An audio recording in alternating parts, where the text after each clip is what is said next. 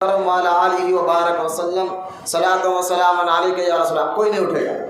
اگر کسی کو اٹھنا ہے تو ابھی وقت ہے، فوراً چلے جائے. الحمدللہ الحمدللہ رب العالمین والصلاۃ والسلام علی سید المرسلین وعلی آلہ وصحابہ اجمعین. اما بعد فاعوذ باللہ من الشیطان الرجیم. بسم اللہ الرحمن الرحیم.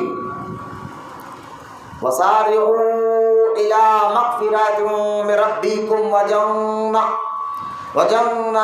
ارضها السماوات والارض. آمنت باللہ صدق اللہ العلی العظیم. وقال اللہ تعالی بشان حبیبہ الکریم ان اللہ وملائکتہ یصلون علی النبی یا ایھا الذین آمنوا صلوا علیہ وسلموا تسلیما. اللہم صل علی سیدنا مولانا محمد معدن الجود والکرم وعلی آلہ وبارک وسلم. صلاۃ و سلام علیک یا رسول اللہ صلی اللہ تعالی علیہ وآلہ وصحبہ وسلم. میں پیچھے اشارہ بھی کرتا رہوں گا، نظر ادھر رہے، نظر بالکل ادھر رہے. یہ اصلاح ہے، اللہ کا گھر ہے، یا مسجد میں جیسا چاہے جیسا ہے نہیں بیٹھ سکتے. آپ اپنے گھر میں جیسا چاہے بیٹھ سکتے کہ اللہ کے گھر میں ایسا بیٹھنے کی اجازت نہیں ہے. ادب لازم ہے، ادب لازم ہے، ادب لازم ہے. یہ آپ کو سکھایا جا رہا ہے مسجد میں آ کے بیٹھنا کیسا ہے. تو بڑی مہربانی، اگر میں کسی کو ڈانٹ رہا ہوں تو اللہ کی رضا کے لیے ان کو دین سمجھا رہا ہوں. ڈانٹنا مقصد نہیں ہے. آپ کو بولنے سے نہ خون میں اضافہ ہوگا نہ گوشت میں اضافہ ہوگا. مقصد صرف اللہ کی رضا ہے اور آپ کو اطاعت رسول کی طرف بلانا ہے. ورنہ ہمارے بزرگان ایسے گزرے جو راستہ گھر سے آپ نکلے، جو راستہ مسجد کو آتا ہے نا، تو بزرگان اس راستے پہ تھوکنا بھی بےدبی سمجھتے تھے جو راستہ مسجد کو جاتا ہے. تو لہٰذا اتنا ادب کرتے تھے تو ہم کم سے کم مسجد کا ہم ادب دیکھیں. تو جو چھوٹے بچے، حدیث میں سرکار نے فرمایا، حضور نے فرمایا چھوٹے بچوں اور پاگلوں سے مسجد سے بچاؤ.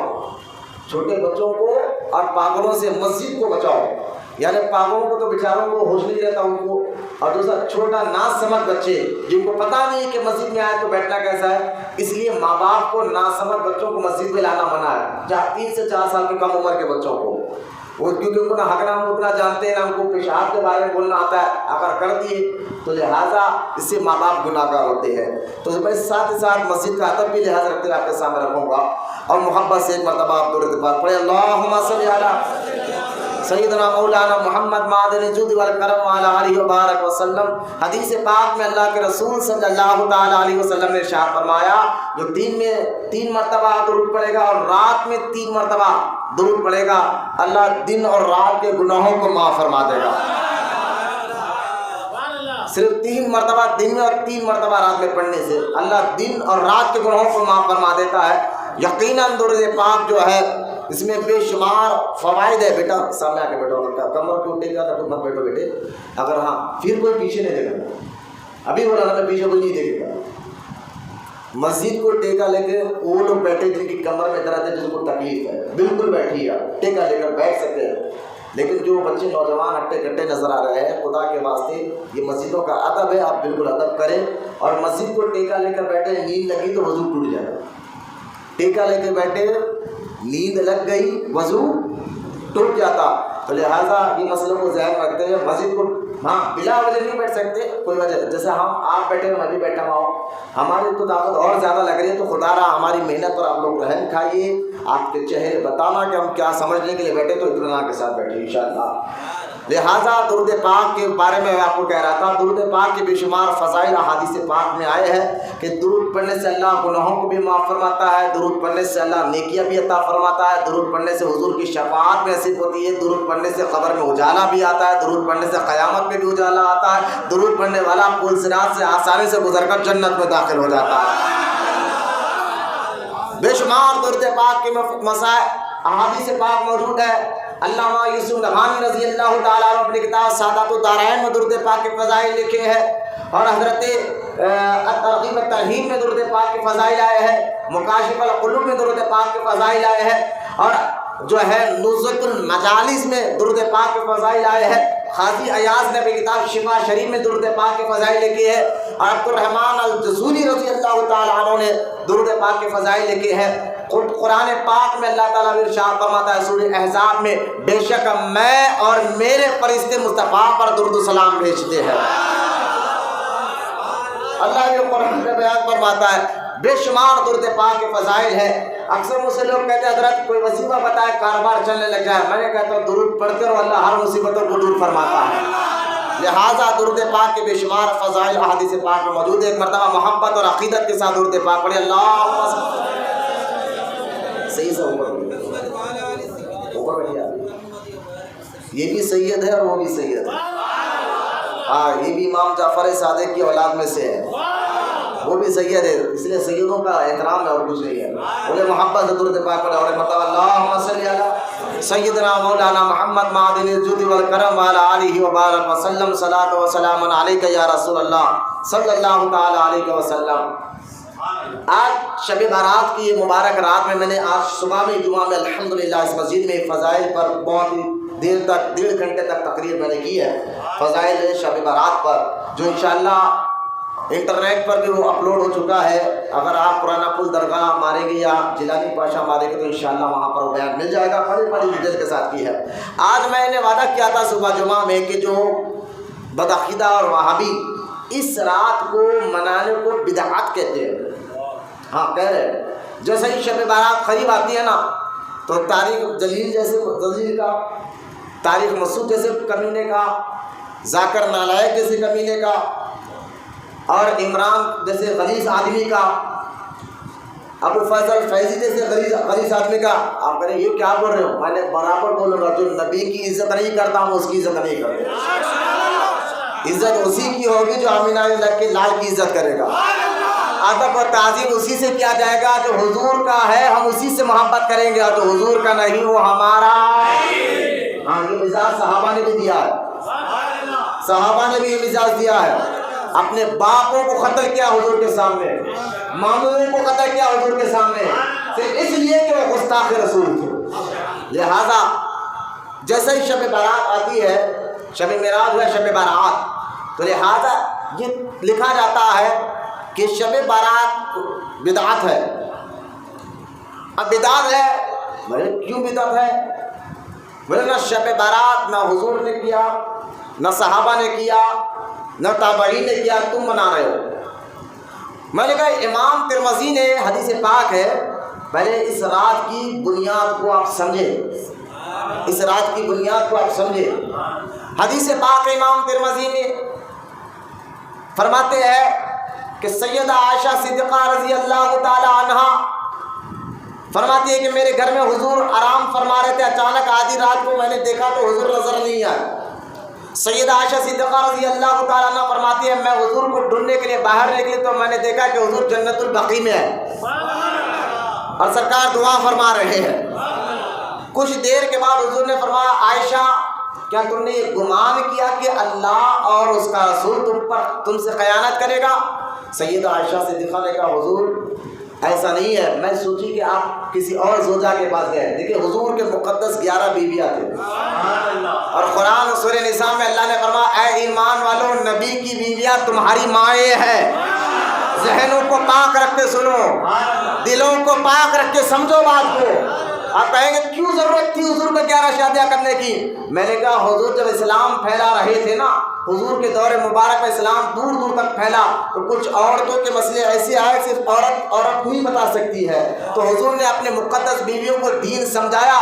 جو عورت آتی اور سرکار کے مقدس بیوی سے مسئلہ پوچھتی، سرکار کیونکہ مقدس بیوی حضور سے پوچھ کر وہ مسئلہ بتا دیتی۔ ایک وجہ یہ بھی بنی زیادہ شادیاں کرنے کی، ورنہ سرکار نے اکثر بیواؤں کو کیا یہ ہمارا، کیونکہ لوگ ہمیں کنفیوژن میں ڈال دیتے ہیں کچھ غیر نیو ریسرچ والے کہ کیا ہے تمہارے نبی نے 11 شادیاں کی۔ میں نے کہا وہ وجہ تم نہیں جانتے۔ لہذا اب غور کرے آپ، سیدہ عائشہ صدیقہ رضی اللہ تعالیٰ عنہ فرماتی ہے میں اس نے سوچا کہ باری تو کیونکہ سرکار نے ہر بیوی کے لیے ایک رات کی باری لگا دی، ایک رات یہاں ایک رات یہاں ایک رات یہاں ایک رات یہاں، اگر انصاف کرنا ہے تو دوسری شادی کرنا ہے۔ لہذا سیدہ عائشہ صدیقہ کہتے ہیں حضور میں نے سوچا کہ آپ زوجہ کے پاس کسی اور زوجہ کے پاس گئی ہے، لیکن سرکار دو عالم صلی اللہ تعالیٰ علیہ وسلم نے فرمایا عائشہ جانتے ہو آج کون سی رات ہے؟ تو اما عائشہ صدیقہ فرماتی ہے واللہ رسول عالم، اللہ اس کا رسول بہتر جانتا ہے۔ جب بھی صحابہ اکرام سے حضور کچھ پوچھتے تھے نا، صحابہ یہی جواب دیتے تھے واللہ رسول عالم، اللہ اس کا رسول بہتر جانتا ہے۔ اگر آپ یہ جملہ وہابی کو بولے تو چہرہ مل جائے گا، تو کیا ہوا؟ بولے کہ اللہ بہتر جانتا ہے۔ میں نے کہا تو تیرا عقیدہ رکھ لے، ہم تو صحابہ کے عقیدے پہ چلے گئے، تو تیری بات رکھ لے۔ صحابہ نے خود جب بھی کوئی مسئلہ نہیں جانتے اور حضور ان سے پوچھتے تو صحابہ یہ نہیں کہتے اللہ بہتر جانتا ہے، صحابہ یہ کہتے تھے اللہ رسول عالم، اللہ اس کا رسول بہتر جانتا ہے۔ لہٰذا یہ عشق جو آیا نا پاکستان اور ہندوستان میں پیدا نہیں ہوا، عرب سے ہی چل کر آیا ہے۔ عربوں ہی نے یہ عرب ادب سکھایا ہے، عرب ہی کے لوگوں نے یہ عشق ہمیں سکھایا ہے۔ تو سیدہ عائشہ صدیقہ رضی اللہ تعالیٰ عنہ فرماتی ہے اللہ اس کا رسول بہتر جانتا ہے۔ سرکار دو عالم صلی اللہ علیہ وسلم نے فرمایا آج کی رات شب برات کی رات ہے، اور اللہ تعالیٰ بنو کلب کے بکروں کے بالوں کے برابر، بنو کلب مکہ میں قبیلہ تھا۔ مجھے ایک بات بتائیے، ایک بکری ہے اور اس کے بال کو اگر آپ گنو تو گن پائیں گے؟ ایک بکری کے بال آپ گن نہیں پائیں گے، لیکن مکے میں جو بنو کلب قبیلہ تھا اس کے بکریوں کو کوئی گن نہیں سکتا تھا، اتنے بکریاں اس کے پاس تھے۔ تو سرکار نے مثال دے کر فرمائی کہ عائشہ آج کی رات وہ رات ہے، اللہ تعالیٰ بنو کلب کے بکروں کے برابر نہیں، بنو کلب کے بکروں کے بالوں کے برابر آج کی رات میری امت کی مغفرت فرماتا ہے۔ بولا محبت سے سبحان اللہ۔ میں نے کہا یہ حدیث ہے، ابھی وہاں بھی بولنا حدیث ہے، بولے ہاں لیکن آپ نہیں جانتے۔ بولا کیا نہیں جانتے؟ یہ ضعیف حدیث ہے۔ اچھا ضعیف حدیث ہے؟ بولے ہاں یہ ضعیف حدیث ہے، کیونکہ امام ترمذی نے یہ حدیث لکھنے کے بعد فرمایا ھذا ضعیف، یہ حدیث ضعیف ہے۔ اب آپ کچھ لوگوں کو پتہ نہیں کہ ضعیف حدیث کس کو بولتے ہیں، کیونکہ معلوم نہیں۔ اگر آپ یہ سمجھیں کہ جو حدیث ضعیف ہے، اگر وہابی کو ہم یہ حدیث بولیں گے نہیں ضعیف حدیث ہے، تو آپ کیا مطلب یہ نکالو کہ معاذ اللہ کہ وہ حدیث غلط ہے؟ نہیں، اگر کوئی آپ کو یہ کہے کہ حدیث ضعیف ہے تو حدیث غلط نہیں ہوتی، حدیث غلط نہیں ہوتی، اس کی سند میں کچھ کمزوری ہوتی ہے لیکن حدیث غلط نہیں ہوتی۔ اب اور یاد رکھے، شروع سے محدثین نے 1300 سال سے ایک قاعدہ نکالا۔ دیکھیے آسان کر کے بتا رہا ہوں، یہ بنیاد بتا رہا ہوں شب برات کی۔ شروع سے محدثین نے فرمایا اگر سند میں، سند کہتے ہیں، سند کس کو کہتے ہیں آپ کو سمجھانے کے لیے کہوں کہ حدیث کی سند ہوتی ہے، جیسا کہ مثال کے طور پر آپ کس کے بیٹے میرے والد کا نام، ان کے والد کون وہ، ان کے والد کون وہ، ان کے والد کون، اوپر تک ہے نا۔ تو سند یہی ہے کہ وہ کون سے صحابی انہوں نے سنا، انہوں نے کس سے سنا، انہوں نے ان سے، انہوں نے ان سے، انہوں نے ان سے، انہوں نے حضور سے سنا۔ سند میں اگر کوئی راوی بیچ میں بیان کرنے والا اس کے اندر کوئی کمی آ جائے تو وہ حدیث ضعیف ہو جاتی ہے۔ حدیث ضعیف نہیں ہو رہی ہے، راوی میں کچھ گڑبڑی آ جائے، بولنے والے میں کوئی ایسا عمل آ جائے جو شریعت کے خلاف ہو تو حدیث میں کمی نہیں، اس ایک آدمی کی وجہ سے سند میں کمزوری آ جاتی ہے، حدیث میں ضعیف نہیں ہوتا۔ ہاں ایک اور مسئلہ آپ کو یہ 1300 سال سے ہر جماعت کے ملا اور مولوی نے اس بات کو مانا ہے، جو حدیث ضعیف ہے ذرا سن لیں، وہ حدیث سے جو حدیث ضعیف بتاتے محدثین، اس حدیث سے حرام اور حلال کا مسئلہ نہیں لیا جائے گا، حلال اور حرام کا مسئلہ نہیں لیا جائے گا، لیکن ضعیف حدیث ہو اور فضائل کے بارے میں بیان کیا جا رہا ہو، حدیث ضعیف ہو لیکن اس حدیث سے فضائل بیان کیا جا رہا ہو تو اس حدیث کو ضعیف کو مانا جائے گا اور اس پر عمل کیا جائے گا۔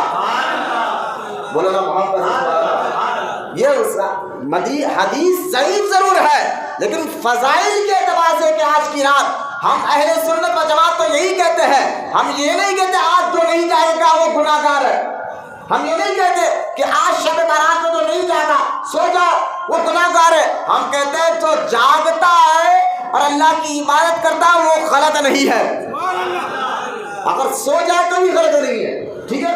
لہٰذا آج کی رات کے بارے میں یہ حدیث ضعیف ضرور ہے لیکن فضائل کے اعتبار سے اس کو مانا جائے گا، یہ میں نہیں کر رہا ہوں، یہ 1300 سال سے ہر محدث نے اسی مطلب کو نکال کے بتایا ہے۔ اب ایک دلیل یہ ہے، مانا جائے گا حدیث پاک کو فضائل کے اعتبار سے، لیکن ایک اور بات سنیں آپ، حدیث اگر کوئی ضعیف بولے، اگر وہی حدیث کو کوئی اور محدث روایت کرے، آپ سمجھے، امام ترمذی نے یہ حدیث بیان کی، اسی حدیث کو اگر امام نسائی بھی بیان کر دے، امام بزاز نے بیان کیا، کتنے ایک امام ترمذی تھے، ابھی اور دو بزرگوں کا نام لیا، ایک حدیث ہے، دو بزرگوں کا میں نے نام لیا، ٹوٹل کتنے انہوں نے بیان کیا، کتنے ہو گئے، ترمذی ہو گئے، نسائی ہو گئے، بزاز ہو گئے، امام بزاز نے بھی اس کو بیان کیا، شعیب الایمان نے اس میں بھی بیان کیا، 4۔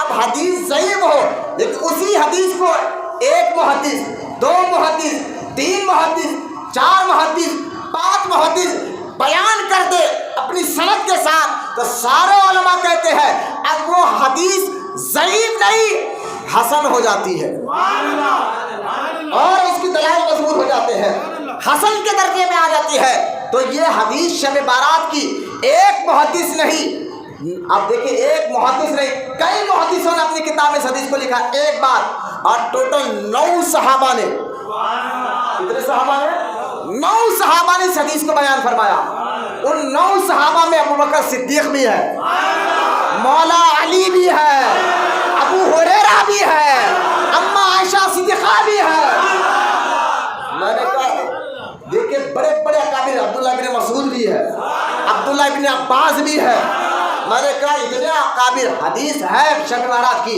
لیکن عبداللہ ابن عباس بھی بیان کرے، عبداللہ ابن مسعود بھی بیان کرے، ابو بکر صدیق بھی بیان کرے، مولا علی بھی بیان کرے، اما عائشہ صدیقہ بھی بیان کرے، میں نے کہا حدیث تو ہے، 9 صحابہ بیان کر کر بتا رہے ہیں کہ شب بارات بڑی اہمیت والی رات ہے۔ بولے میں محبت سے سبحان اللہ، میں کوشش یہی کروں گا جو جمعہ میں نہیں کہوں بات آج کہوں، یا جمعہ کی جو تقریر جو بچے سنے جانتے، میں نے یہ باتیں جمعہ میں نہیں بتایا، یہ اللہ کا فضل ہے، سرکار حسن بن احمد شہید کا کرم ہے۔ موضوع ایک ہوتا، میں الگ الگ طریقے سے اس موضوع کو سمجھانے کی کوشش کرتا ہوں، ایک ہی موضوع کو الگ الگ طریقے سے میں آپ کو سمجھانے کی کوشش کرتا ہوں۔ میں آپ کو دلائل دے رہا ہوں شب بارات پر کہ اگر کوئی وہابی ملا یہ کہے کہ یہ حدیث ضعیف ہے تو اس کو کہنا وہابی آپ کے تمہارے جتنے استاد ہیں تمام استادوں نے بات کو مانا ہے، حدیث ایک ہو 4 سے 5 محدث حدیث کو بیان کر دے تو حدیث ضعیف نہیں حسن ہو جاتی ہے۔ بولے نا محبت سے سبحان اللہ، محبت سے بولیے سبحان اللہ۔ میں نے کہا اس حدیث کو 1 سے نہیں 5 محدثوں نے بیان کیا، 1 اور 9 صحابہ نے اس حدیث کو بیان فرمایا، 2 لہذا یہ حدیث ضعیف نہیں حسن کے درجے میں آ جاتی ہے۔ بولے محبت سے سبحان اللہ۔ اگر آپ دیکھیں آپ کا کہنا نہیں بدعت ہے، آج کی رات صحابہ نے نہیں جگہ، تابعین نے نہیں جگہ، میں نے کہا جو کام حضور نہ کرے، جو کام صحابہ نہ کرے وہ بدعت ہے؟ بولے ہاں بدعت ہے۔ مجھے ایک بات بتایا، وہ حکم اللہ تمہارے مسجد میں اتنے بڑے بڑے جو مینار لگے ہوئے ہیں، تمہارے مسجد کے اندر جو اے سی لگی ہوئی ہے، تمہارے پاس جو میک ہے، کیا حضور کے دور میں تھا؟ بولے نہیں تھا۔ یہ مینار تھے حضور کے دور میں؟ نہیں۔ مسجد اتنی مضبوط بنی ہوئی تھی؟ بولے نہیں۔ فرش مسجد میں ایسا بچھا ہوا تھا؟ کہا نہیں۔ میں نے کہا تم اپنے مدرسوں میں مسجد کے لیے چلنا مانگتے ہو کہ نہیں مانگتے ہو؟ بولے مانگتے ہو۔ میں نے کہا حضور نے مانگا، صحابہ نے مانگا؟ بولے نہیں۔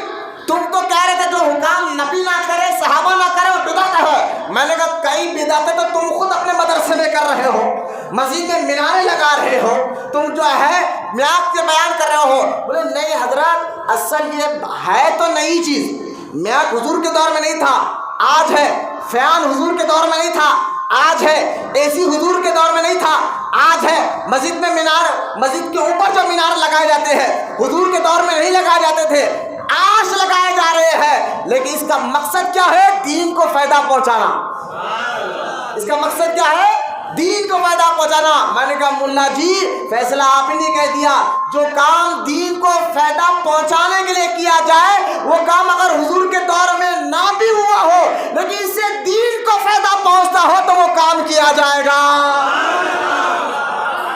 مولانا محمد سے سبحان اللہ۔ آپ نہیں سمجھے، جو کام حضور کے دور میں نہ بھی ہوا ہو لیکن آج ہو رہا ہو اور اس کام سے دین کو فائدہ ہو رہا ہو، بولنا سبحان اللہ، اس کام سے دین کو فائدہ ہو رہا ہو تو وہ کام بدعت نہیں، اچھی بدعت ہو جائے گا۔ ورنہ کئی کام ہے، کئی حضور کے دور میں نہیں تھا، میں نے کہا تم تھے حضور کے دور میں؟ تمہارے ابا تھے، تمہارے دادا تھے؟ اور نہیں، بولے تم بھی بدعتی، تمہارے ابا بھی بدعتی، تمہارے دادا بھی بدعتی۔ تو اگر اس قاعدے کو مانے تو حضور کے دور میں نہیں تھا، اگر آج ہو رہا ہے تو بدعت۔ میں نے کہا تم بھی نہیں تھے، تمہارے ابا بھی نہیں تھے، دادا بھی نہیں تھے، لہذا تم ان کو بھی بدعتی کہو گے۔ لہذا یہ بات، یہ بچوں ہنسنے والی بات نہیں ہے، سمجھنے کی بات ہے۔ یہ فتویٰ نہیں دے رہا ہو، یہ آپ کو سمجھا رہا ہو کہ آپ بالخصوص حیدرآباد دکن میں کچھ ایسے گلی گلی کوچے کوچے پر بدعقیدہ وہابی ملا بیٹھ کر آپ کے ایمان اور عقیدے کو لوٹنا چاہتے ہیں، اور یہ بات ذہنوں میں بٹھا دیتے بچوں کے کہ میاں نہ میلاد حضور نے کیا تھا، نہ صحابہ نے کیا تھا، نہ حضور نے جلوس نکالا تھا میلاد کا، نہ صحابہ نے نکالا تھا، نہ شب برات حضور نے منائی تھی، نہ صحابہ نے منائی تھی۔ آج تم کیوں کر رہے ہو؟ بدعت ہے، ناجائز ہے، حرام ہے، بچے بھٹک آ رہے ہیں، بچے دین سے دور ہو رہے ہیں، یہ بات ان کو سمجھ میں نہیں آ رہی ہے۔ اگر آج کے بعد کوئی ملا یہ آپ کو کہے، آپ اس کو یہ کہنا جناب ذرا یہ تو بتائیے حضور کے دور میں مسجد قیام تھا؟ بولے نہیں تھا۔ حضور کے دور میں میعاد تھا؟ نہیں تھا۔ حضور کے دور میں جہاز تھا؟ نہیں تھا۔ حضور کے دور میں ٹرین تھا؟ نہیں تھا۔ میں نے کہا پھر ہر چیز جو حضور کے دور میں تھی اگر آج ہے تو بدعت ہے، تو تم جہاز میں حج کو کیوں جاتے ہو؟ یہ تو بدعت ہو جائے گا۔ تم اپنے گھروں میں اپنے مساجد میں فیان کیوں لگا رہے ہو؟ یہ تو بدعت ہو جائے گا۔ اپنی مسجدوں میں اے سی کیوں لگا رہے ہو؟ یہ تو بدعت ہو جائے گا۔ تب وہ ہنستے کہیں گے نہیں نہیں یہ حضور کے دور میں تو نہیں تھا، آج ہے، لیکن اس کے ذریعے سے اسلام کو فائدہ پہنچتا ہے، دین کو فائدہ پہنچتا ہے۔ مسجد پر مینار اس لیے لگائی جا رہی ہے، حضور کے دور میں تو نہیں لگائی جاتی تھی، آج اس لیے لگائی جا رہی ہے کہ عام گھر میں اور اللہ کے گھر میں فرق محسوس ہو جائے۔ عام گھر میں، کیونکہ گھر تو ایسے بن رہے ہیں، عالی شان بنگلے بن رہے ہیں، اللہ کے گھر کے سامنے لوگوں کے گھر عالی شان بن رہے ہیں، کئی لوگ اللہ کے گھر کو ترچھی نظر سے نہ دیکھنے لگ جائے تو گھروں کو عالی شان جیسا بنا رہے ہو، مسجد کو بھی عالی شان بناؤ، میناریں لگاؤ، اور لوگوں کو پتہ چلے کہ عام گھر میں اور مسجد میں فرق کیا ہے۔ ورنہ حضور کے دور میں نوجوان بچوں، حضور کے دور میں نہ مینار مسجد میں تھا، حضور کے دور میں نہیں تھا، لیکن آج ہے۔ کیوں؟ کیونکہ اس سے دین کو پہچان ملتی ہے اور دین کو فائدہ ملتا ہے۔ دین کو کیا ملتا ہے؟ دین کو کیا ملتا ہے؟ فائدہ ملتا ہے۔ بدعت کہنے پر پریشان مت ہو، جیسا ہی شب برات آئی اور شب برات میں جو ہے یہ ویڈیو کلک چھوڑ دیتے ہیں، یہ بدعت ہے، یہ بدعت ہے، یہ بدعت ہے۔ لیکن ایک بات بتائیے مجھے، جب بدعت کے معنی آپ نے سمجھ گیا، ہر نئی چیز بدعت نہیں ہوتی۔ کون آ رہا ہے کون بیٹھ رہا ہے کچھ نہ دیکھے، بڑی مہربانی آج ہو رہا ہے۔ ہمارے حیدرآباد دکن میں میں بات جس کو مدینۃ الاولیاء کہا جاتا تھا، الحمدللہ آج بھی کہا جاتا ہے۔ میں خود بھی حیدرآبادی ہوں، الحمدللہ پیدائشی حیدرآبادی ہوں، کوئی کرناٹک مہاراشٹر یو پی سے نہیں آیا ہوں بھائی، یہاں کا ہی ہوں۔ جو ماحول آپ دیکھ رہے ہیں میں بھی دیکھ رہا ہوں، ٹھیک ہے۔ تو آج جو ماحول لگانا ہمارے خاص طور حیدرآباد دکن میں، اگر آپ تلنگانہ کے سارے گاؤں میں جائیں گے نا تو آپ حیران ہوں گے، تلنگانہ کے گاؤں گاؤں میں تبلیغی جماعت والے جو میٹھے شہد میں زہر دینے والے مسجدوں میں قبضہ کیے ہوئے ہیں۔ آج برسوں سے جس گاؤں میں فاتحہ بنائی جاتی تھی، برسوں سے جس گاؤں میں جو ہے جلوس نکالا جاتا تھا، میلاد منایا جاتا تھا، یہ زہر میں ہم کسی کو برا نہیں بولنے والے، مسجدوں میں دھیرے دھیرے قبضہ کرتے، نماز روزہ حج زکوٰۃ طہارت کے نام پر کئی مسجد کئی گاؤں میں دو دو گروپ کر دیے ہیں اور کہا یہ بدعت ہے، یہ ناجائز ہے، یہ حرام ہے۔ میں آپ کو بتانا یہ چاہتا ہوں، آپ اپنے ایمان اور عقیدے کو مضبوط رکھیں، کیونکہ مرنے کے بعد آپ کے اعمال اس وقت قبول ہوگے جب آپ کا ایمان صحیح ہوگا، آپ کا عقیدہ صحیح ہوگا۔ نمازیں اور روزے حج زکوٰۃ اچھے کام یہ بعد میں ہے، ایمان پہلے ہے، ایمان اور عقیدہ پہلے ہے۔ اور یہ وہابیہ آپ आप के नमाज नहीं लूट रहे। अगर आपको आकर डायरेक्ट बोलते नमाज सबको पढ़ो, कौन की जमात को मानता? वो तो नमाज पढ़ाते हैं, नमाज के लिए गली गली फिराते हैं, नमाज पर हमला नहीं कर रहे वो लोग। जहन में रखे, वहाबी ना नमाज पे हमला कर रहा है, वहाबी ना रोजे पे हमला कर रहा है, वहाबी ना हज पे हमला कर रहा है, वहाबी ना ज़कात पे हमला कर रहा है, वहाबी ना हमारे माँ बाप पे हमला नहीं कर रहा। वो तो कहता है माँ बाप की इज्जत करो, माँ बाप से मोहब्बत करो, माँ बाप से अदब करो। लोग कहते मौलाना आप वहाबी को ऐसा बोल रहे थे, वो तो हमारी नमाज सुधार रहा है, वो तो हमारा रोजा सुधार रहा है, वो तो हमें ज़कात का तरीका बता रहा है, वो तो हमारे माँ बाप की इज्जत सिखा रहा है। आप ऐसा बोल रहे हैं। मैं आपको समझाना और बताना चाहता हूँ बच्चों कि देखे नमाज बाद में है, पहले मुस्तफ़ा की मोहब्बत है। रोज़ा बाद में है, पहले मुस्तफ़ा की मोहब्बत है। ज़कात बाद में है, पहले मुस्तफ़ा की मोहब्बत है। हज बाद में है, पहले मुस्तफ़ा की मोहब्बत है। इसलिए डॉक्टर इकबाल कहता हुजूर की मोहब्बत दीन हक की शर्त अव्वल है, अगर इसी में हो कामी तो फिर सब कुछ नामुकम्मल है।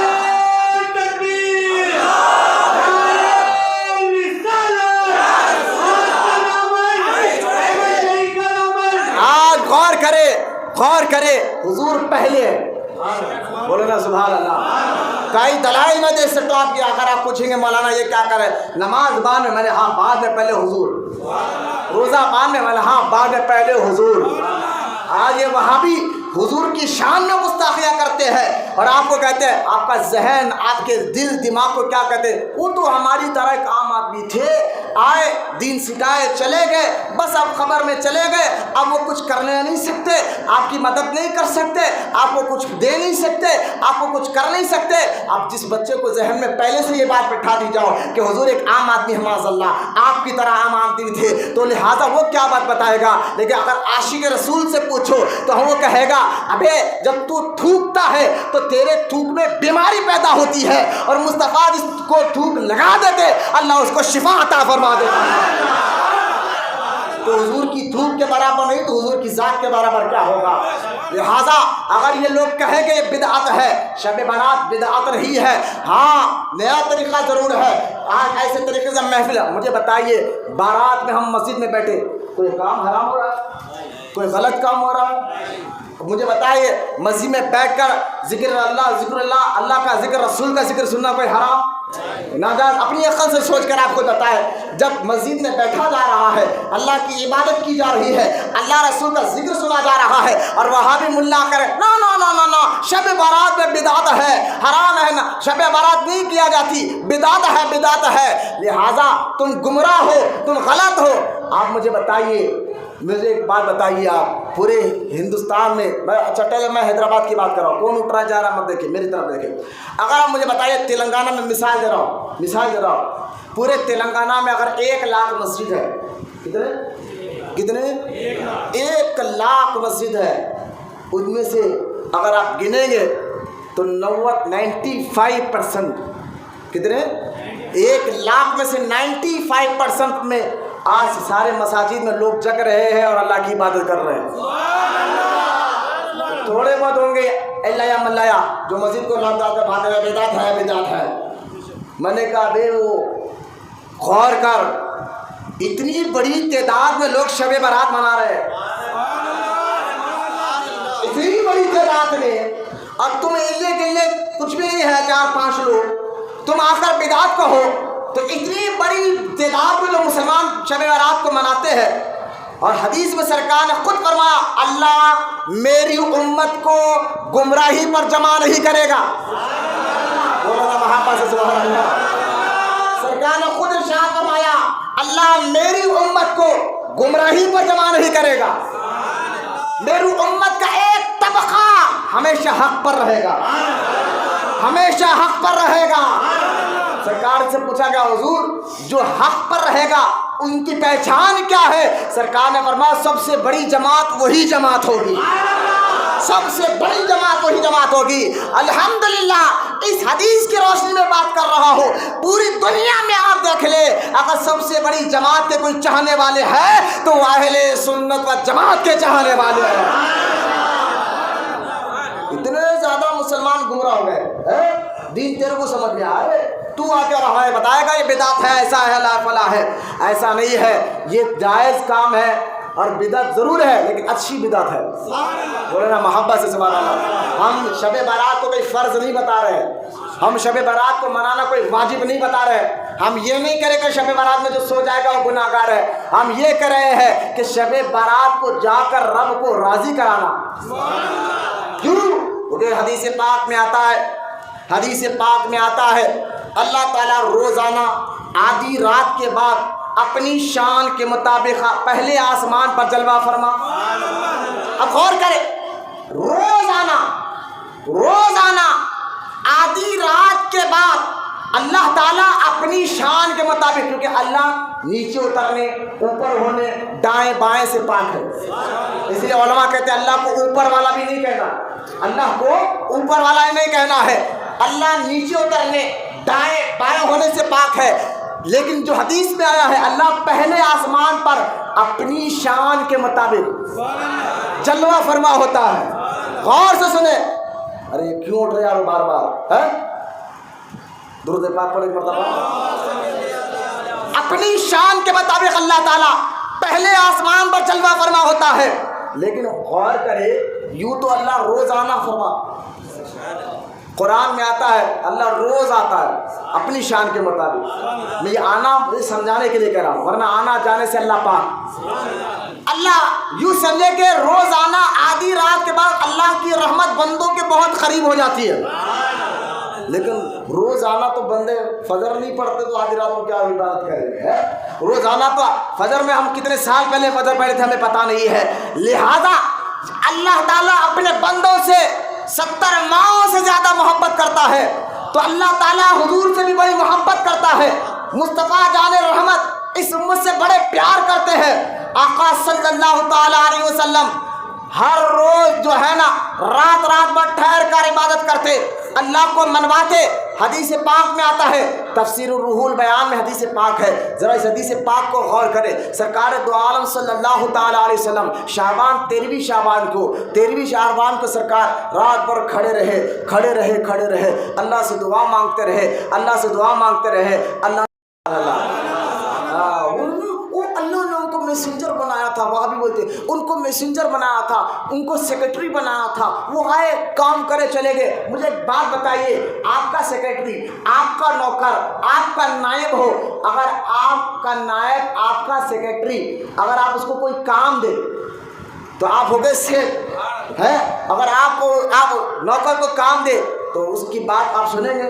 بولے نا میری بات سن، میں تیرا سیٹ ہوں، یہ کام کر، یہ نہ کر، یہ کر، یہ نہ کر، جو بتا رہا ہوں وہ کام کر. یہ ہوتا ہے نوکر کا فرق، سیٹ اور نوکر میں فرق. نوکر وہی کام کرتا ہے جو کام کرنے کا اس کے سیٹ نے حکم دیا، جو کام کرنے کا اس کا سیٹ نے بولا. اس کو کہتے ہیں نوکر، اس کو کہتے ہیں مینیجر، اس کو کہتے ہیں سیکرٹری. لیکن میرے آقا کو وہابی کہتے ہیں.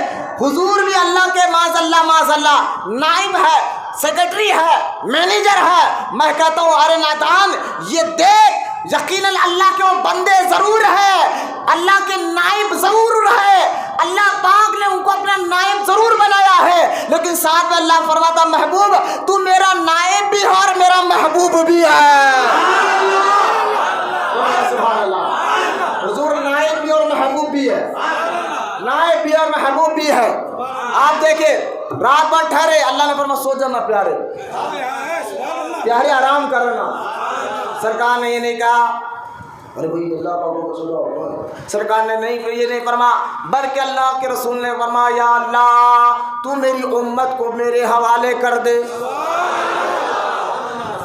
اللہ نے یہ نہیں کہا ہاں تو میرا بندہ خاموش، جو بولو وہ کام کر، میرا نائب ہے. نہ، اللہ پاک نے فرمایا محبوب میں نے تیرے خاطر تیرے گنہگار امت کے 4 یعنی 25% امت کو آج کی رات بخش دیا ہے.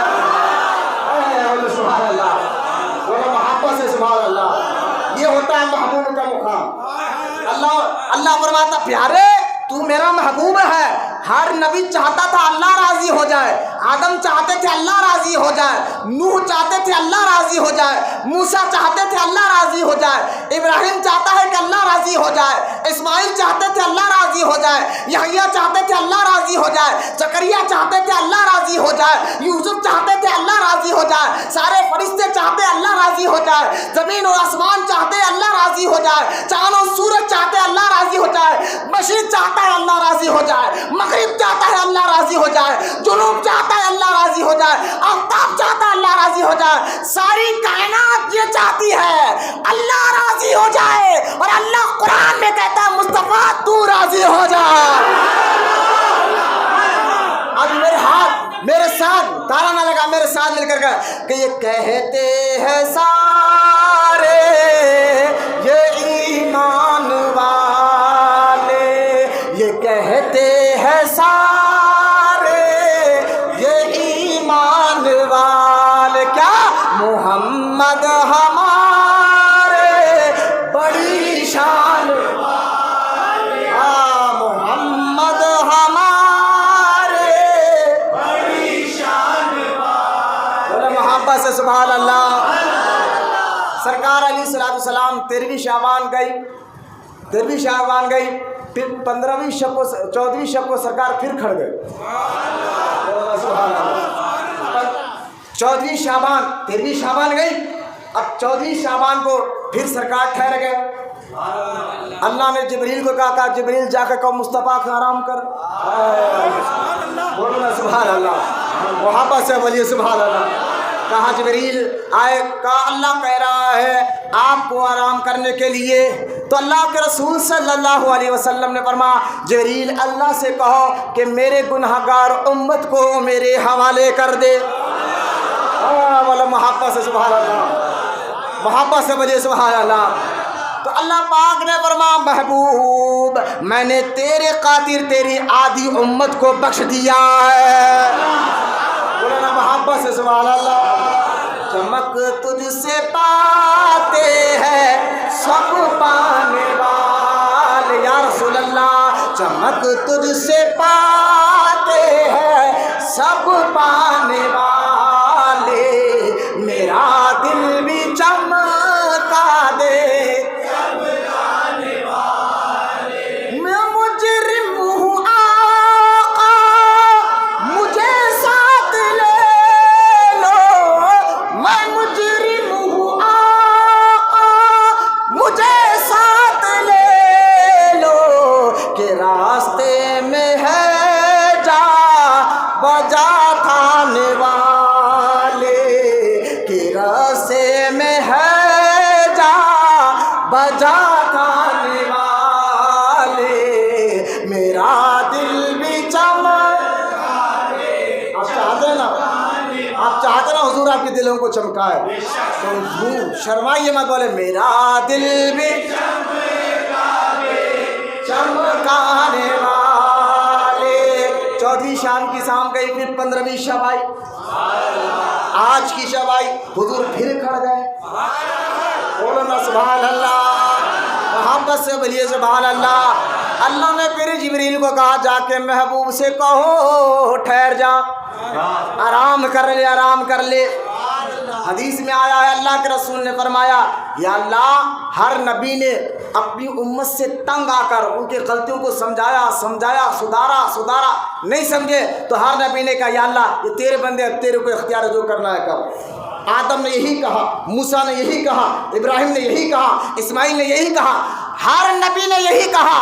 جب سمجھانے پر نہیں سمجھے تو اللہ پاک کے مقدس نبیوں نے کہا یا اللہ یہ تیرے بندے ہیں، چاہے تو عذاب بھیج، چاہے تو بخش دے، چاہے تو عذاب بھیج، یہ تیرے بندے ہیں۔ حضور فرماتے ہیں یا اللہ میں ایسا نہیں کہوں گا، بولے سبحان اللہ، میں ایسا نہیں کہوں گا، بولے یا سبحان اللہ، بات ایسی کرو مجھے جھومنے جو آتا ہے۔ حضور نے کہا میں ایسا نہیں کہوں گا یا اللہ، میں میری امت کو تیرے حوالے نہیں کروں گا، میں کہوں گا مولا میرے ہیں، گندے ہیں پر میرے ہیں، برا ہے تو پر میرے ہیں، گناہ گار ہے تو پر میرے ہیں، اللہ بخش دے بخش دے۔ اللہ نے فرمایا محبوب پہلی رات کو تو 25 مرتبہ 50%, دوسری رات کو 50%. اب 15ویں شب کو ہر بندہ تو جاگتا نہیں ہے، تیرے خاطر میں نے آج کی رات سب کو بخش دیتا ہوں. مولانا یہ کہتے ہیں سارے ایمان والے، محمد بڑی شان والے، محمد ہمارے بڑی شان والے. تو آج کی رات بخشش والی رات، مغفرت والی رات. ارے اللہ پاک نے وعدہ فرما محبوب بخشوں گا، محبوب بخشوں گا، سب کو بخشوں گا. چند اگر توبہ کر لے، کچھ گناہگار ہے تیرے بندے، تیرے غلام کچھ گناہگار ہے، شرابی، حاسد، سود خور اور جو ہے برا فعل لینے والے، اگر وہ بھی توبہ کر لینا، سبحان اللہ، وہ بھی توبہ کر لے، میں ان کو بھی بخش دوں گا. اللہ کے رسول صلی اللہ علیہ وسلم فرماتے، سننا یہ حدیث پاک کو ذرا غور سے سننا. آج کی رات کے بارے میں بتا دیا، بخشش کی رات ہے، اس لیے شب بارات کو اس لیے کہتے ہیں بارات، یعنی آزادی والی رات، بخشش والی رات. بارات کا معنی ہے آزادی. بارات کا کیا معنی ہے؟ ذہن میں رکھے. اگر کوئی وہابی ملا آپ کو بولے رات بھر بیٹھے تھے چرا بولے شب بارات کا معنی کیا ہے، او نہیں معلوم، مردوں کی عید بولے ہمارے گھر میں امی، ایسا آپ کو بولو کوئی مردے آپ کے گھر میں آنے والے نہیں ہیں آج کی رات. ہاں چلیے نا، یہ بات ذہن میں رکھو. آپ سمجھ رہے ہیں مردوں کی عید ہے، مردوں کی عید ہے، بچپن سے یہی سنتے ہیں نا، یہ سنتے بھی کہ آج کی رات مردوں کی عید ہے. نہیں بھائی، اگر چلو اگر واقعی کوئی مردہ آ گیا نا، پھر آپ کی ہماری حالت کیا ہوتی ہے ہمارے کو معلوم ہے.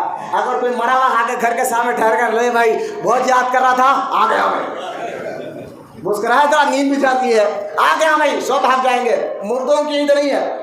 میں کیوں پتا نہیں، لوگ بولتے ہاں آج کی رات اللہ پاک بخشش کی رات ہے.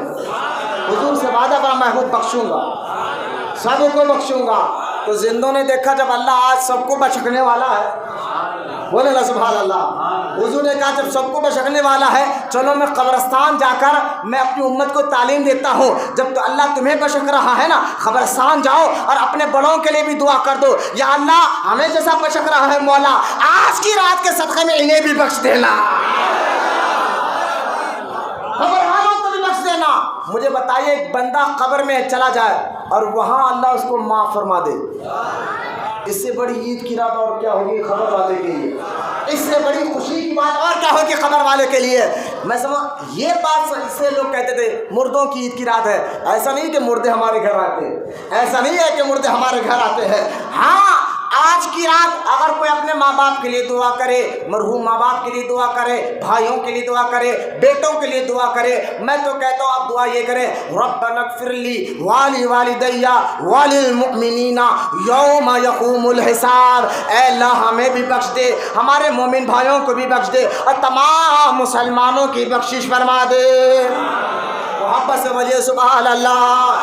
تو آج کی رات یہ مبارک رات ہے بخشش والی، شب بارات. شب کہتے ہیں رات کو، بارات کہتے ہیں آزادی کو.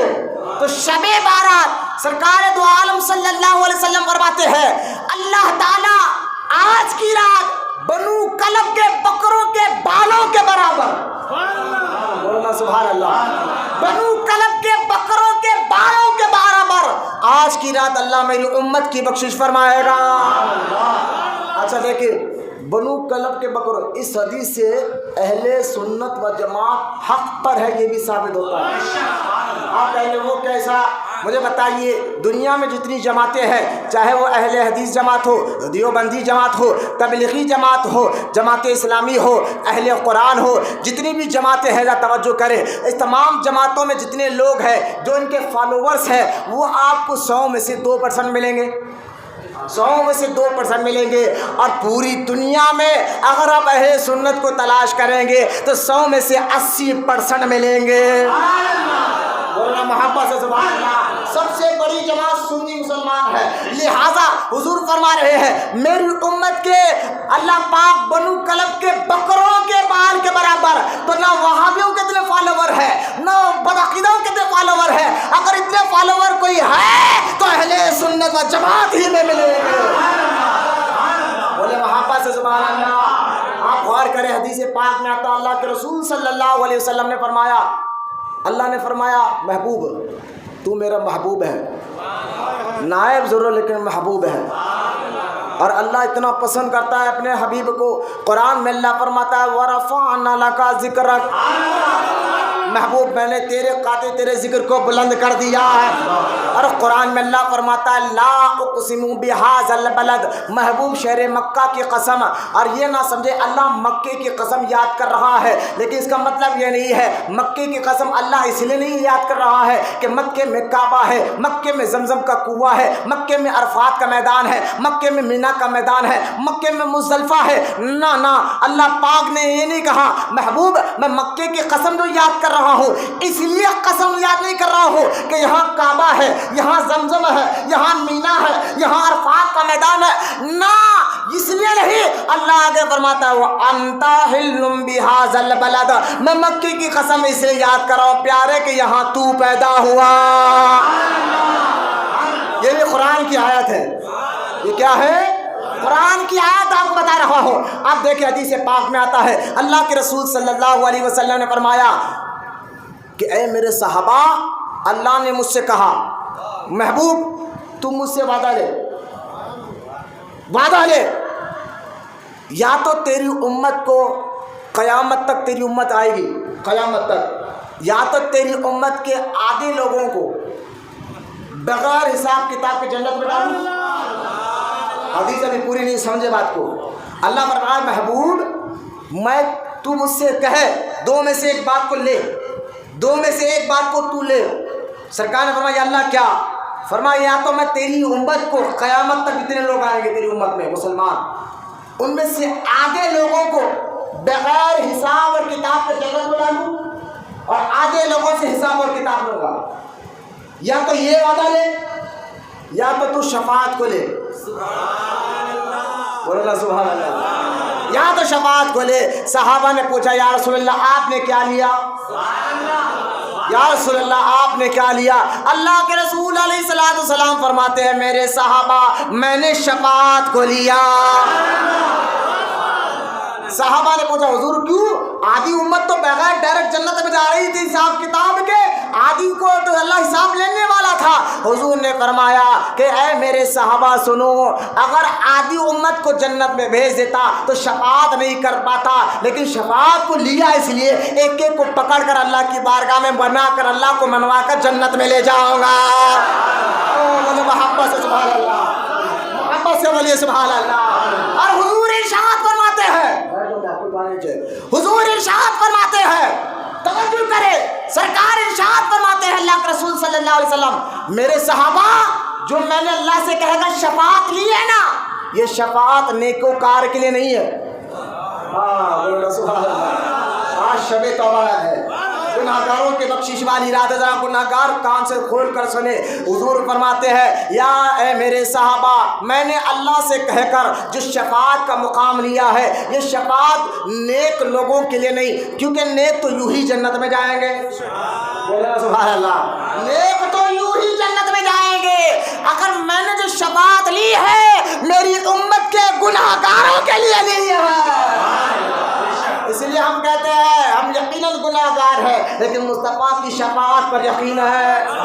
لیکن گناہگار بنو، گناہگار انسان بنو، گناہگار ہو، بندہ گناہ کرتا ہے، گناہ ہو جاتے ہیں، نہیں چاہتے پر بھی ہو جاتے ہیں۔ لیکن میں ایک بات کرتا ہوں مسلمان بچوں، آپ ذرا غور سے سننا، جہاں میں نے آپ کو فضائل شب بارات کے بارے میں مضبوط دلائل دیے ہیں وہاں پر آپ یہ بات بھی ذہن رکھ لیں کہ گناہگار انسان بنو، کیونکہ گناہ نہ چاہتے پر بھی گناہ صرف دو لوگ ہیں جو کر ہی نہیں سکتے، 100% ان سے گناہ نہیں ہوتا۔ وہ کون لوگ ہیں؟ ایک فرشتے، وہ کون ہے؟ فرشتے، دوسرے انبیاء علیہ السلام۔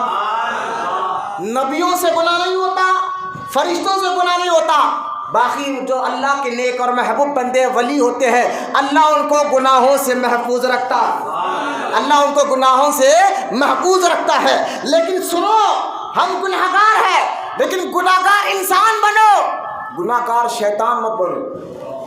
گناہگار انسان کی تو بخشش ہے، کوئی نہ کوئی ذریعہ لگ جاتا ہے، کوئی نہ کوئی ہیلے سے اللہ اس کو معاف کر دیتا ہے۔ آپ کہیں گے مولانا گناہ گار انسان اور گناہ گار شیطان میں فرق کیا ہے؟ سنو، گناہ کر کر اس غلطی کو مان لینا یہ انسان ہے، یہ انسانیت ہے۔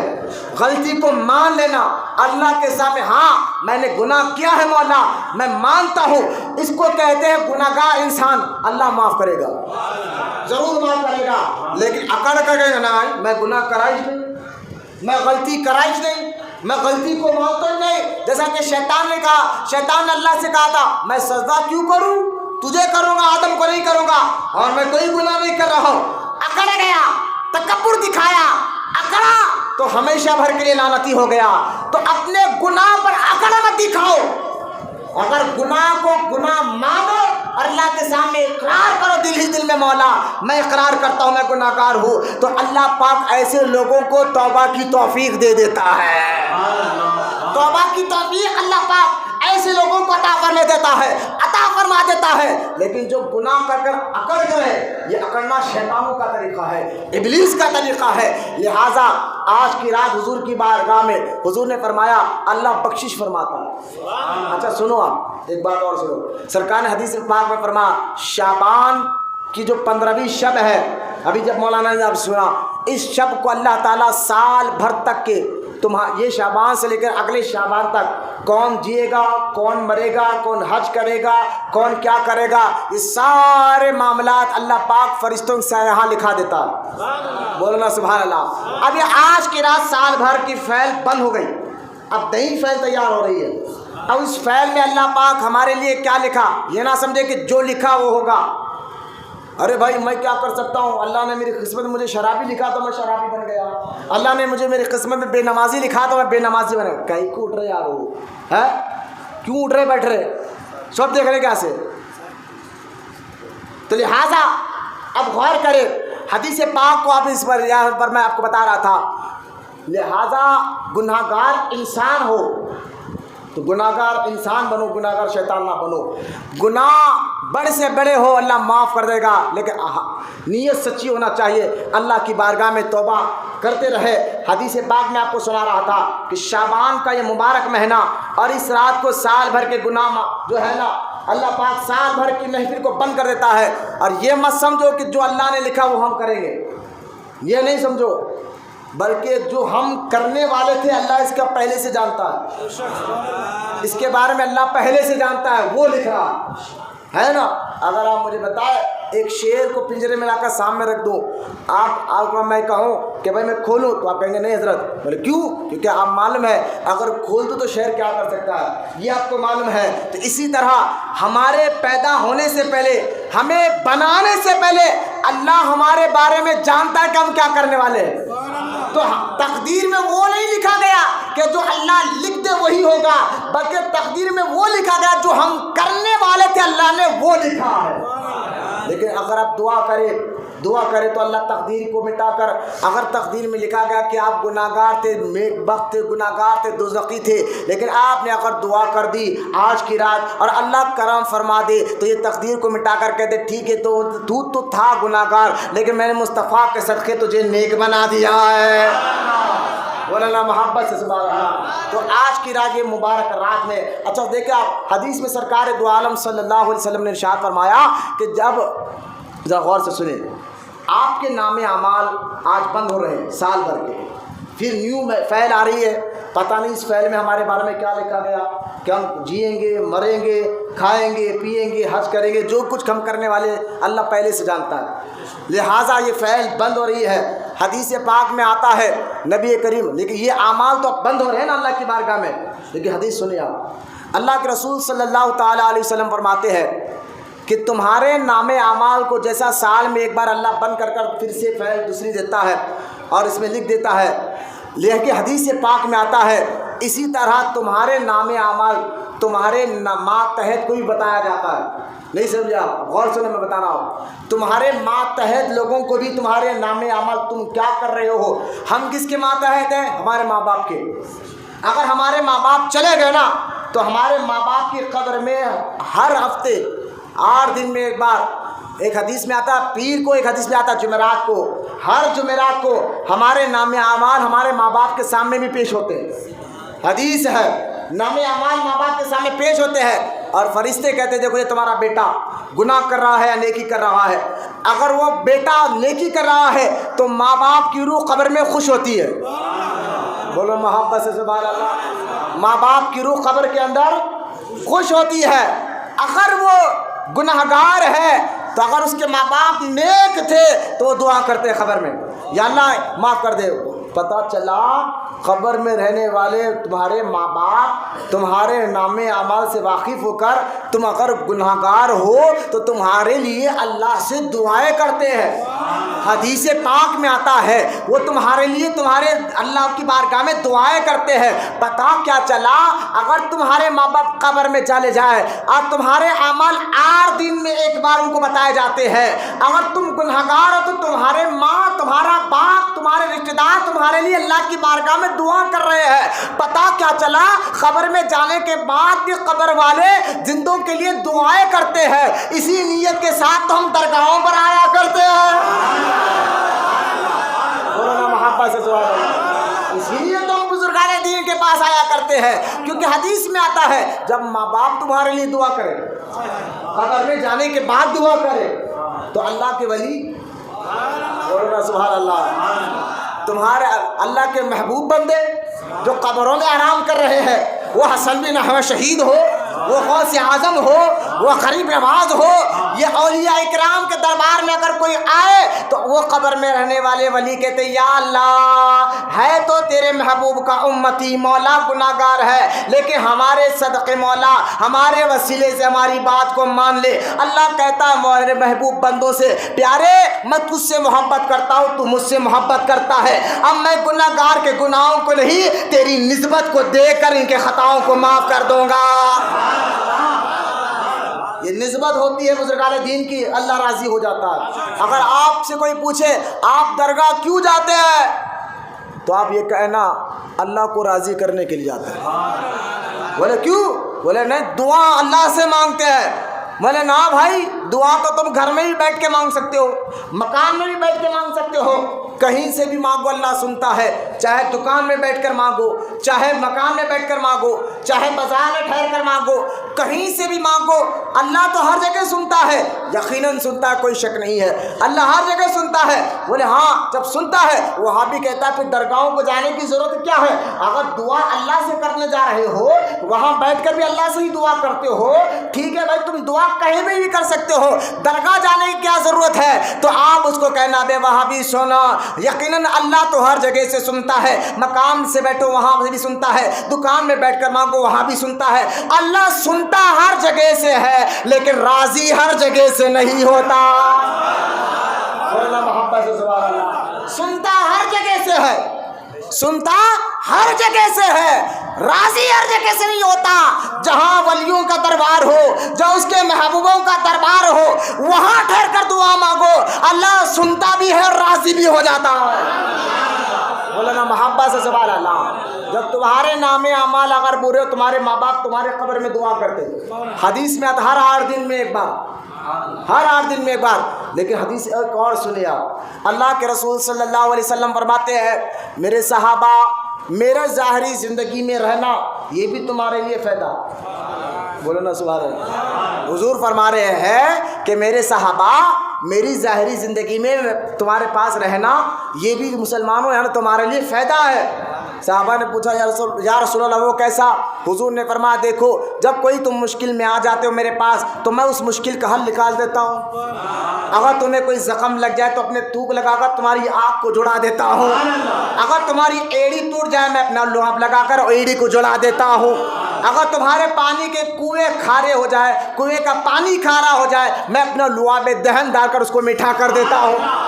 अरे मेरे ज़ाहिरी ज़िंदगी में और क्या क्या फ़ायदे देखोगे, ये सारा फ़ायदे हैं। सहाबा ने कहा या रसूल अल्लाह ज़ाहिरी ज़िंदगी में हमारा आपके पास रहना ये तो फ़ायदा नज़र आता है, लेकिन हुजूर फरमाते हैं लेकिन मेरा दुनिया से जाना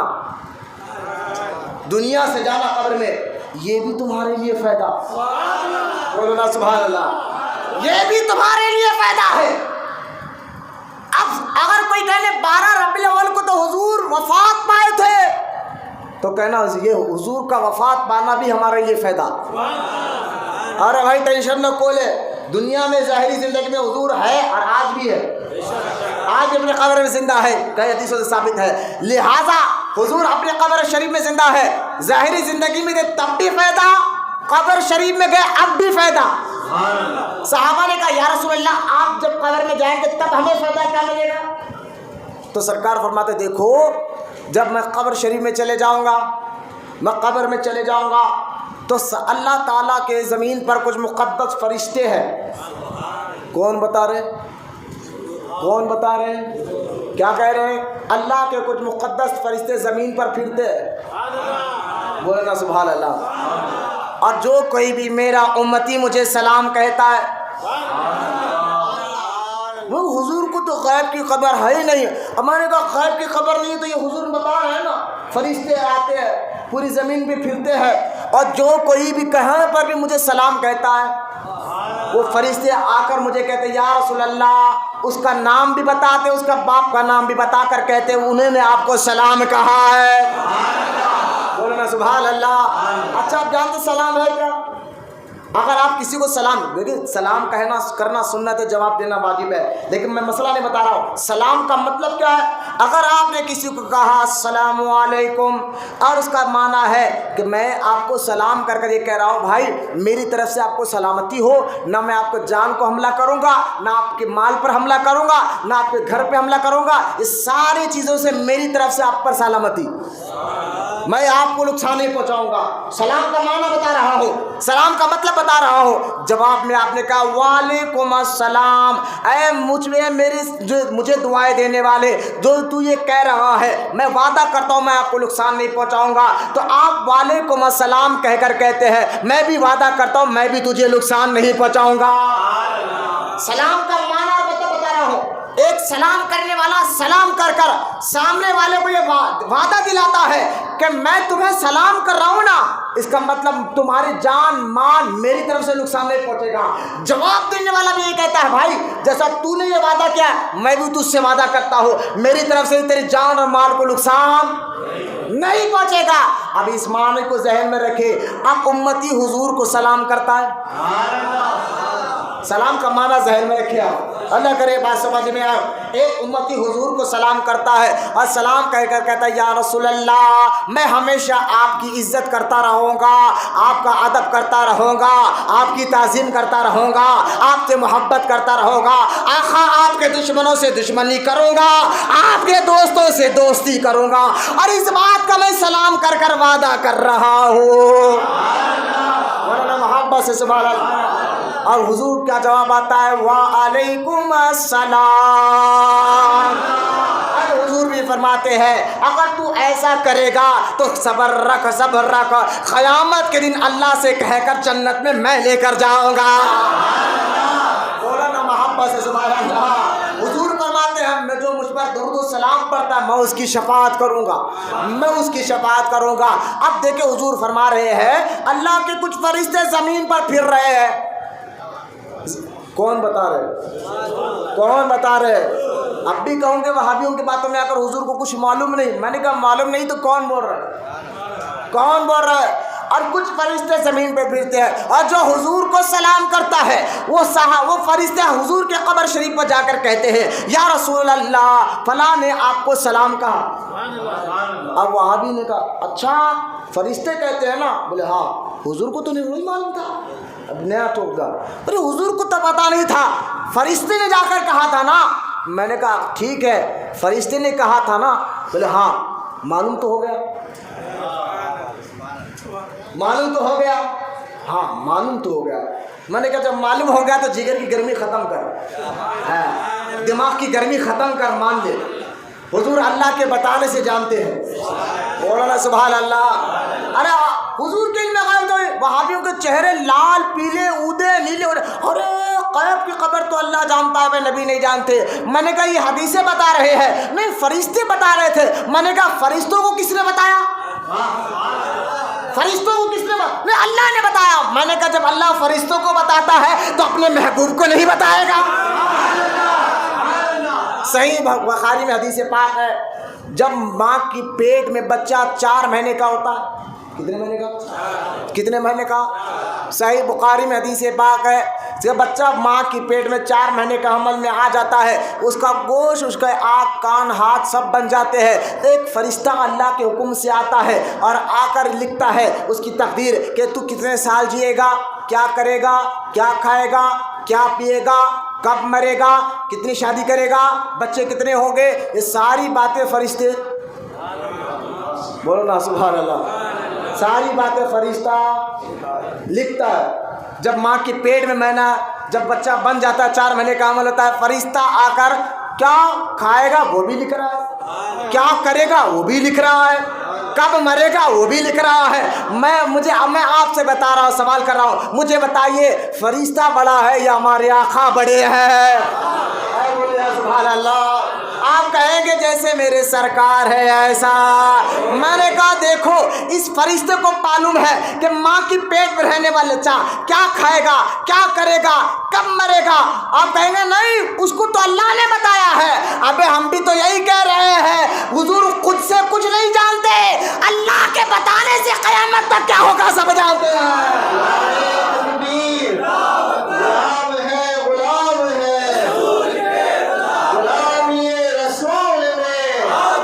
ہاتھ اٹھا کر بولیے غلام ہے، غلام ہے، غلام یہ رسول میں، جو نہ ہو عشق مصطفیٰ۔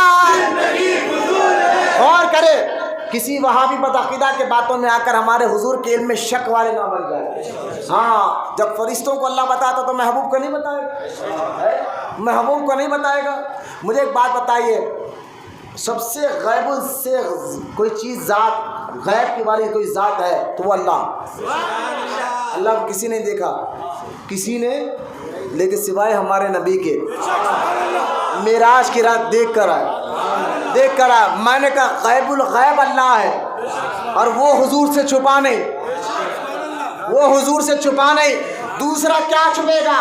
بریلی کے احمد رضا اس لیے تو کہتے ہیں کہ یا رسول اللہ اور کوئی غیب کیا آپ سے چھپا ہو بھلا، اور کوئی غیب کیا آپ سے نہا ہو بھلا۔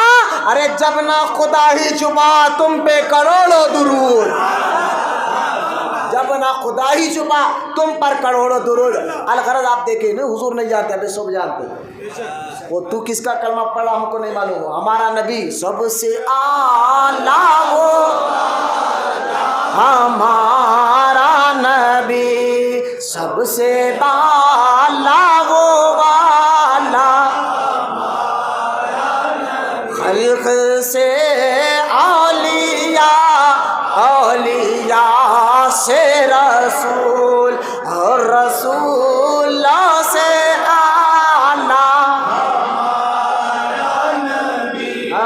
یہ ہم نبی کا کلمہ پڑھتے ہیں۔ آپ دیکھیے، آپ حدیث پاک میں آتا ہے، حضور فرماتے میرا دنیا سے بھی جانا تمہارے لیے فائدہ۔ میں اس حدیث ہی پہ بات رہا، امام بزاز نے اپنے صحیح میں حدیث کو لکھا ہے، کئی محدثین نے لکھا ہے، حضور نے فرمایا میرا دنیا سے بھی جانا تمہارے لیے فائدہ۔ صحابہ نے پوچھا حضور دنیا سے جانے کے بعد کیسے فائدہ؟ سرکار فرماتے ہیں ہر جمعہ کا دن، سبحان اللہ، ہر جمعہ کا دن اللہ تعالیٰ میری امت کے تمام امتیوں کے نام اعمال کو فرشتوں کے ذریعے میرے پاس پہنچاتا ہے۔ حدیث صحیح ہے، ہر جمعہ کے دن حضور کی بارگاہ میں ہمارے اور آپ کے سب کے نام عمل تفصیل سے جاتے ہیں، تفصیل سے جاتے ہیں۔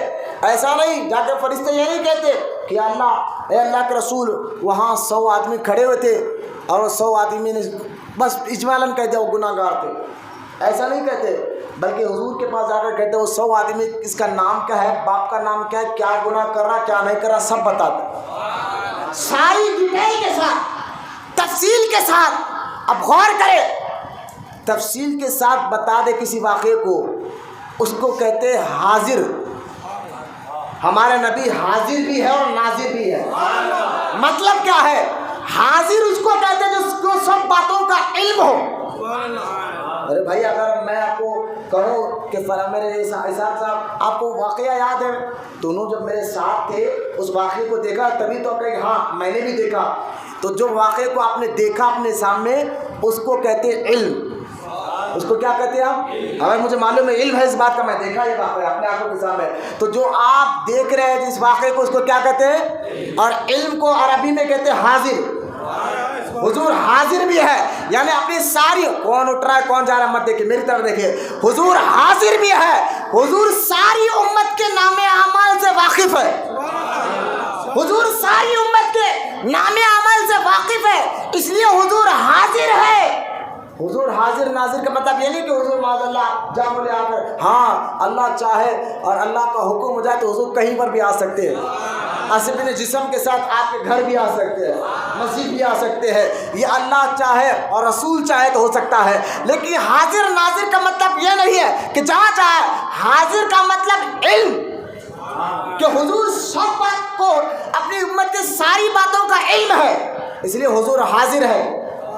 اور ناظر اس کو کہتے ہیں جو دیکھتے ہیں، جو دیکھتے ہیں. تو حضور دیکھتے بھی ہے اور ساری باتوں کا علم بھی ہے، اس لیے حضور حاضر بھی ہے اور ناظر بھی ہے. بولو محبت سے سبحان اللہ، بولو محبت سے سبحان اللہ. لیکن جمعہ کا دن بھی آج بھی، رات شب ہفتے کی لگ گئی ہے، آج بھی ہم گئے ہوں نا ہمارا حضور کی بارگاہ میں. حدیث میں آتا ہے جمعہ کو جاتا ہے، گئے ہیں تو حضور کو پتا تھا کہ آج ہم کیا کرنے والے ہیں. اللہ وہ کیسے معلوم ہو گیا؟ بولے فرشتے نے آ کر بتایا. فرشتے کو کس نے بتا؟ میں نے کہا اللہ نے بتایا. ہاں بھائی حضور جانتے، فرشتے کے ذریعے جانتے. میں نے کہا یہ دربار کا ادب ہوتا ہے، ورنہ بغیر فرشتے کے بتانے سے بھی اللہ کے علم سے، اللہ کی عطا سے حضور سمجھ جانتے ہیں. شرک ہو جائے گا. میں نے کہا دیکھو قرآن میں اللہ فرماتا ہے شاہدًا و مبشرا، شاہد ہے. اللہ فرماتا انا انزلناہ فی، لہذا اللہ فرما رہا انا شاہدوں، بے شک میرا محبوب شاہد ہے، گواہی دینے والا ہے. شاہد کس کو کہتے ہیں؟ اگر کورٹ میں جائے جج کے سامنے ٹھہر کر بولے پروف پوچھے، جج صاحب بولے پروف کا ہے، تو گواہ سامنے آئے اور آ کر کہے میں یہ واقعے کو میں نے دیکھا تو نہیں، اپنے دوست سے سنا یہ بول رہا تھا. جب میں نے کہا جب دیکھا نہیں ہے، تو تیرے دوست سے سنا تو کہیں کو آیا، دوست کو لے کر آ، دوست کو لے کر آ. تیری گواہی نہیں مانی جائے گی، تیری گواہی نہیں مانی جائے گی. تیرے دوست کی جو دیکھا ہے سامنے ٹھہر کر اس کو لا، کہ گواہ وہ ہوتا ہے جس کی آنکھوں کے سامنے اس نے دیکھا، اس واقعے کا اس کو علم بھی ہو. ایسا نہیں ہے جج کے سامنے جا کر آپ کہے میں نے تو نہیں دیکھا میرے دوست نے دیکھا. جج کہے گا تو جا تیرے دوست کو لے کر آ. اسی کو تو گواہ کہتے ہیں اور اسی کو شاہد کہتے ہیں. اور قیامت کے دن اللہ کے رسول صلی اللہ علیہ وسلم کے بارے میں اللہ فرماتا ہے یہ محبوب ساری امتوں کا گواہ ہے. بولنا محبت سے سبحان اللہ. شاہد ہے ہمارے نبی. کیا ہے؟ شاہد ہے ہمارے نبی. یعنی اللہ کی عطا سے حضور سب کچھ جانتے ہیں، اللہ کی عطا سے حضور سب کچھ جانتے ہیں. موضوع سے میں ہٹا نہیں. اب غور کرے، سرکار فرماتے ہیں دنیا سے جانا بھی تمہارے لیے فائدہ. بولے کیسا؟ جب فرشتے نام اعمال میری بارگاہ میں لا کر پیش کرتے ہیں. اور ایک حدیث میں آتا ہے جب کوئی بھی مجھ کو سلام کرتا ہے نا تو میرے خبر پاک کے پاس ایک فرشتہ کھڑا ہوتا ہے. وہ کہتا ہے یا رسول اللہ فلاں آدمی نے حیدرآباد میں آپ کو سلام کیا. ارے بھائی وہ تو مدینے میں حضور کے قبر شریف کے باہر کھڑا ہوا ہے، لیکن دنیا کا کسی کونے سے بھی سلام کرو فرشتے کو، اس فرشتے کو اچھا سنے بھی آتا ہے کون سلام کر رہا فرشتے کو، اس کا نام بھی معلوم ہے، اس کے ابا کا بھی نام معلوم ہے، اس کے دادا کا بھی نام معلوم ہے. میں نے کہا یہ فرشتے کو معلوم کیسے ہوا؟ بولے اللہ کے بتانے سے. میں نے کہا نہیں حضور. اب جا کر بولتے ہیں دیکھو بھائی حضور سلام نہیں سنتے. بولے کیوں نہیں سنتے؟ بولے آپ کہیں گے مدین مکہ. بولے وہاں بھی کہتے دیکھو بھائی تم یہاں حیدرآباد میں رہ کے یا نبی سلام علیہ کا کہہ رہے ہو، حضور سنتے نہیں سنتے؟ بولے نہیں سنتے. کیوں؟ بولے دیکھو حضور اگر سنتے ہیں تو صرف خبر شریف کے پاس جا کر سنتے. میں نے کہا اچھا چل تمہاری بات مانتے. اب آپ دیکھیں مدینہ میں جو لوگ حاضری کے لیے گئے مکہ مدینہ شریف تو وہ وہاں بھی کوئی لال رومال والا کہتا نا جانے کے لیے ٹھہر کے السلام علیکم یا رسول اللہ کو. کیوں؟ بولے یہاں سے حضور سنتے. اچھا یہاں سے سنتے، حیدرآباد سے نہیں سنتے؟ نہیں حضرت حضور کے روضے کے قریب آ کر سنو. میں نے کہا اچھی بات ہے ذرا مجھے کو بتائیے آپ حضور کے روضے سے جالی کتنی دور ہے؟ جہاں قبر شریف سے جالی اتنی دور ہے؟ بولے ہاں۔ اور آپ کہہ رہے ہیں یہاں جالی کے پاس ٹھہر کر سلام کرو، حضور سنتے ہیں؟ بولے ہاں سنتے ہیں۔ میں نے کہا اچھا چلو جالی کے سامنے لوگ آ گئے، ہم اس کے پیچھے کی سب میں ہیں، تھوڑا دور ہٹ گئے۔ بولے ہاں، نہیں یہاں سے بھی پکار حضور سنتے ہیں۔ میں نے کہا اور 2 لائن بن گئے، ہم تیسری لائن میں ہیں۔ میں نے کہا ایک تو مزار شریف سے جالی دور، جالی سے 3 یا 4 صف دور ہم کھڑے ہوئے ہیں، وہاں بھی کہتے ہیں یہاں سے بھی آپ پکارو حضور سنتے ہیں، بس جالی کے سامنے کتنی بھی دور ٹھہرو۔ میں نے کہا جالی روزہ اتنی اندر، جالی اتنی دور، ہم اتنی دور کھڑے ہوئے ہیں، اور آپ کرے وہاں بھی کہ حضور یہاں سے پکارو سنتے ہیں۔ میں نے کہا یہاں سے کیسے سن لیتے؟ بولے نہیں اللہ ان کو سنواتا ہے، اللہ ان کو سناتا ہے۔ میں نے کہا ارے بھائی ذرا دماغ سے کام لے، جب اللہ تعالیٰ روز قبر سے اتنی دور والوں کو سنا سکتا ہے تو حیدرآباد سے مدینے والے کو پھر کیوں نہیں سنا سکتا؟ بولنا محبت سے سبحان اللہ۔ آپ نے حدیث پاک میں آتا ہے جب واقعی کسی کی بیوی، حدیث سنیں آپ، کسی کی بیوی اپنے شوہر کو بلا وجہ گالیاں دے، بلا وجہ گالیاں دے، بلا وجہ بیوی شوہر سے لڑے اور ایل فیل بکے، اور وہ شوہر اللہ کی رضا کے لیے صبر کرے، اللہ کی رضا کے لیے صبر کرے، اور جب صبر کرے نا تو جنت میں حور کہتی ہے، حدیث ہے جنت کا 7 آسمان کے اوپر ہے، پہلے آسمان کا سفر ہے 500 سال کا، موٹائی کو پار کرنا ہے 500 سال، 7 آسمان پار کرنا ہے تو 7000 سال، اس کے اوپر جنت، جنت کے اندر حور۔